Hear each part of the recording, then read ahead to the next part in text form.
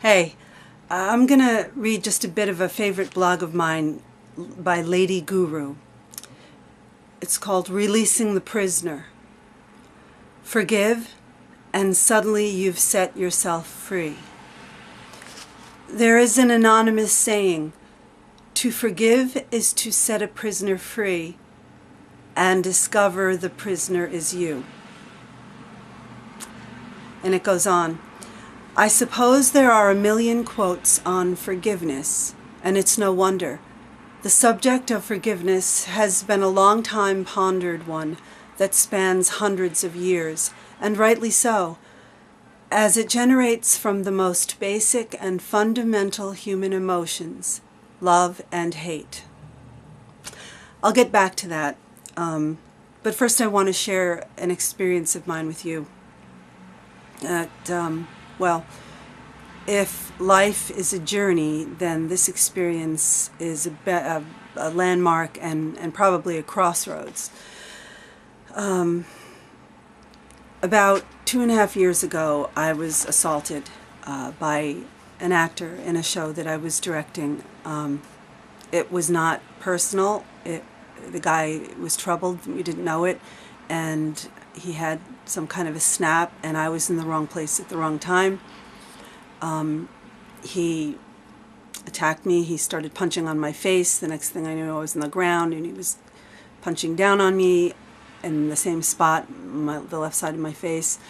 And he smashed through my cheekbone, up through my sinus cavity, and he crushed my eye socket. You can actually still see the scar here, and the surgeon cut along here, pulled out my skin and put the titanium plates in here, reconstructing the side of my face that was destroyed, and my eye socket. So this side you can see, he got rid of the bag on the side, so there's a bag here and no bag here. And it's still a little bit numb here. And for those of you, actually I learned something really interesting. I had no pain during the entire assault. It's amazing what our body will do for us, because it was a complete shock. I didn't expect it. Right up to the point he came walking right up to me, and I had no idea he was going to punch me until he started. So there's no pain. Our body is really good to us. So anyway, I was about to lose consciousness. I could feel myself starting to go by the time my stage manager heard my screams and stopped it. So he saved my life. If he hadn't, I know that the guy would have just kept punching and punching until I was just a bloody pulp and dead. It made national news. My brother read about it in California. My father read about it in Florida. It was really interesting, because when I got out of the hospital, I got online, and I was reading in forums where actors were writing things like, oh, I felt like bashing my director's face in many times. I bet she deserved it. And, it's just amazing. The ignorance of people. Like I said, it had nothing to do with me. It was nothing to do with the situation.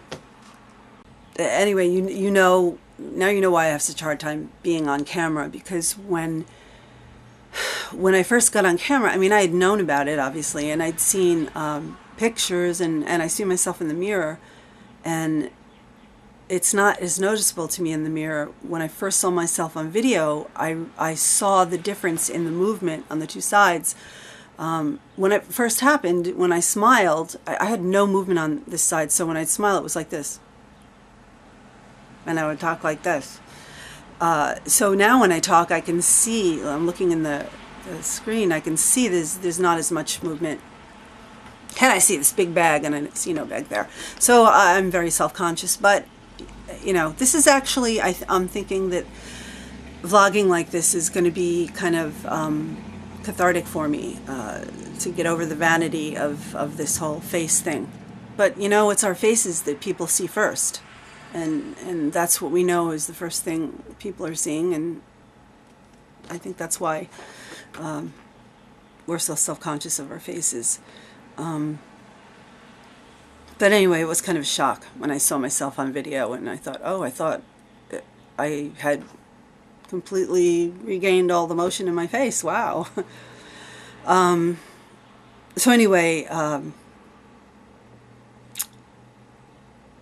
this brings me back to that quote on forgiveness.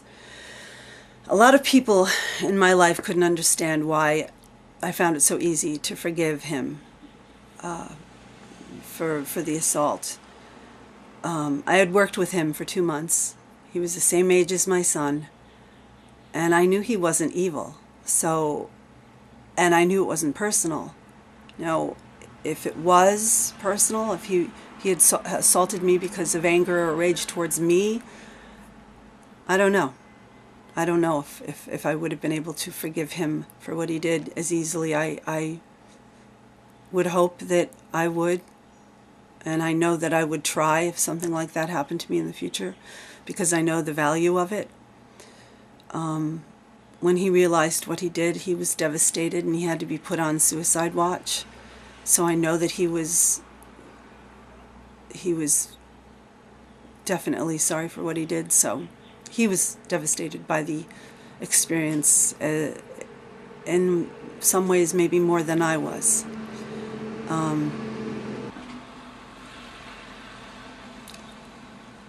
I know that he's gotten help in the meantime, and that means a lot to me. I'm really hopeful that he's doing well now and moved on with his life, and that's what I wish for him. But I knew that I needed to forgive him for me to heal, to free myself from the anger and bitterness that I knew that I would be creating a prison for myself if I didn't. And through this experience, I've learned more about my own strengths and goodness, and about the inherent goodness and generosity of other people.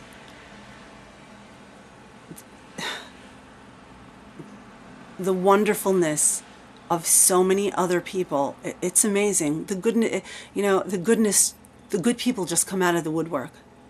And this was a revelation to me. And I learned who my good friends were and how many they were. And that just blew my mind. And if I didn't already know it, just how wonderful my husband is and how lucky I am to have him. So that old cliche about good things coming from bad, it's a cliche because it's true.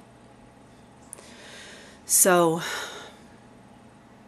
no matter how bad something is, even though it seems impossible that something good can come from it, if you look long enough and hard enough, you'll find it. And that's kind of the message of what I'm trying to impart here.